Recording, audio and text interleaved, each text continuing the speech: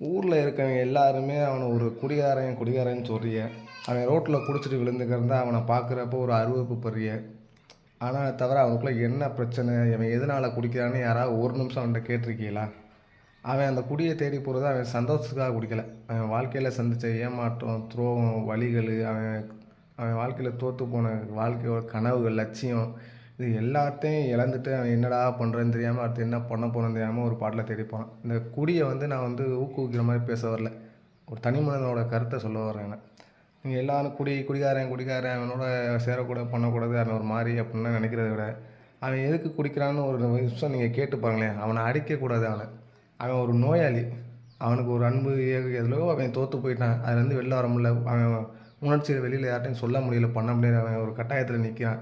வேறு யாரையும் நம்பி சொல்ல முடியல. நம்ம எல்லோரும் அவனுக்கு முதுகில் குத்துற மாதிரி இருக்குது. அவன்கிட்ட காசும் இல்லை, ஒன்றும் இல்லை. உண்மையான அன்புக்கு இயங்குகிற ஒரு ஜீவன். அவனும் சாதாரண மனுஷன் தானே.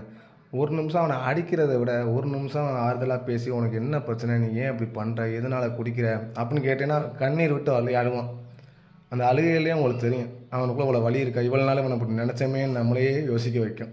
ஒரு நிமிஷம் அவன்கிட்ட என்னன்னு கேளுங்களேன். ஒருவேளை நீங்கள் கேட்குற அந்த ஒரு ஆறுதலான ஒரு கேள்வி அவன் அந்த பாட்டிலேருந்து வெளில வர்றதுக்கு ஒரு ஊக்குவிக்கிற மாதிரி இருக்கும். உங்களால் முடிஞ்சால் உங்கள் கண்ணுக்கு தெரிகிற மாதிரி நிறையா பேர் இருப்பாங்க. யார்கிட்டயா ஒரு நிமிஷம் பேசிப்பாங்க. குடிகாரன்னு சொல்கிற ஒருத்தவங்க இப்போ நீங்கள் பார்த்து அந்த குடிகாரன்ட்ட போய் ஒரு நிமிஷம் உனக்கு என்ன பேசுகிறேன், ஏன் அப்படி குடிக்கிறேன்னு கேளுங்க. குடிக்கிற எல்லாரும் சொல்ல வரல. அதுலேயும் சில பேர் இப்படி இருப்பாங்க.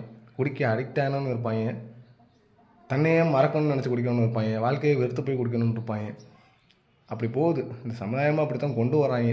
கவர்மெண்ட் அந்தளவுக்கு குடிக்கி எல்லாரையும் அடிமையாக்கிட்டாங்க. இப்போ ஸ்கூல் படிக்கிற பையன்லேருந்து பெருசுலேருந்து சிறுசு வர எல்லோரும், ஏன் பெண்களே இப்போ சில பேர் குடிக்க ஆரம்பிச்சிட்டாங்க. அந்த மாதிரி போயிட்டுருக்கு ஆட்சி.